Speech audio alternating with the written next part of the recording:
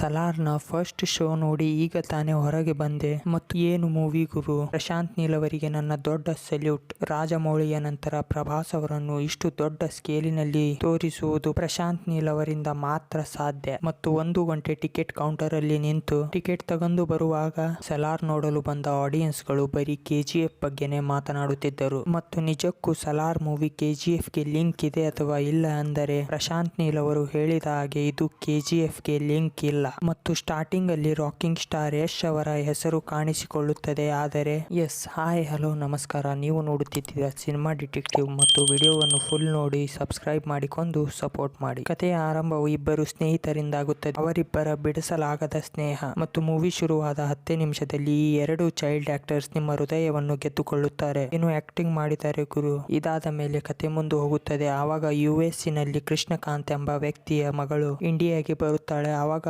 ಆಕೆಯನ್ನು ಸಾಯಿಸಲು ಹಲವಾರು ಜನರು ಬರುತ್ತಾರೆ. ಆವಾಗ ಆಕೆ ಸಲಾರ್ನ ತಾಯಿಯ ಬಳಿ ಆಶ್ರಯ ತೆಗೆದುಕೊಳ್ಳುತ್ತಾಳೆ ಮತ್ತು ಹೇಗೋ ಆಕೆಯನ್ನು ಹುಡುಕಿ ಕರೆದುಕೊಂಡು ಹೋಗುವಾಗ ಪ್ರಭಾಸ್ ಅವರೆಲ್ಲರನ್ನು ತಡೆದು ಹುಡುಗಿಯನ್ನು ಕಾಪಾಡುತ್ತಾರೆ. ಮತ್ತು ಒಂದು ಸೀನಿನಲ್ಲಿ ಸಲಾರ್ ಅವರ ತಾಯಿ ಪ್ರಭಾಸ್ ಅವರ ಕೈಯಲ್ಲಿ ಪ್ಲಾಸ್ಟಿಕ್ಕಿನ ಚಾಕು ನೋಡಿದಾಗ ತುಂಬಾ ಭಯಭೀತರಾಗಿ ಆ ಚಾಕುವನ್ನು ಕಸಿದುಕೊಳ್ಳುತ್ತಾರೆ. ಏಕೆಂದರೆ ಅವರು ನೋಡಿದ್ದಾರೆ ಸಲಾರ್ನ ಕೈಯಲ್ಲಿ ಮಚ್ಚು ಇದ್ದರೆ ಎದುರಿಗೆ ಇದ್ದ ಸಾವಿರಾರು ಮಂದಿ ಸಾಯಬೇಕು, ಇಲ್ಲ ಅಂದ್ರೆ ಸಲಾರ್. ಮತ್ತು ಆಕ್ಟಿಂಗ್ ಬಗ್ಗೆ ಮಾತನಾಡಬೇಕೆಂದರೆ ಎಲ್ಲಾ ಆಕ್ಟರ್ಸ್ ಗಳು ತಮ್ಮ ಪಾತ್ರವನ್ನು ಸರಿಯಾಗಿ ನಿಭಾಯಿಸಿದ್ದಾರೆ ಮತ್ತು ಎಲ್ಲೂ ಇದು ಅನ್ನಿಸುವುದೇ ಇಲ್ಲ ಇವರು ಆಕ್ಟಿಂಗ್ ಮಾಡುತ್ತಿದ್ದಾರೆ ಎಂದು. ಮತ್ತು ಡಬ್ಬಿಂಗ್ ನ ವಿಚಾರಕ್ಕೆ ಬಂದರೆ ಕನ್ನಡದ ಡಬ್ಬಿಂಗ್ ಚೆನ್ನಾಗಿ ಮಾಡಲಾಗಿದೆ ಮತ್ತು ಇದರ BGM ಸಖತ್ತಾಗಿತ್ತು. ಅದು ಕೂಡ ಸ್ಕ್ರೀನ್ ನಲ್ಲಿ ನಡೆಯುತ್ತಿರುವ ಮೂಮೆಂಟ್ಸ್ ಗಳಿಗೆ ಸರಿಯಾಗಿ ಮ್ಯಾಚ್ ಆಗುತ್ತಿತ್ತು. Big salute of Ravi Basrur. ಮತ್ತು ಈ ಮೂವಿಯನ್ನು ಎಡಿಟ್ ಮಾಡಿದವರು KGF ನ ಎಡಿಟರ್ ಉಜ್ವಲ್ ಕುಲಕರ್ಣಿ. ಮತ್ತು ನೀವು ಇನ್ನೂ ಮೂವಿ ನೋಡಿಲ್ಲ ಅಂದರೆ ಗರುಡನ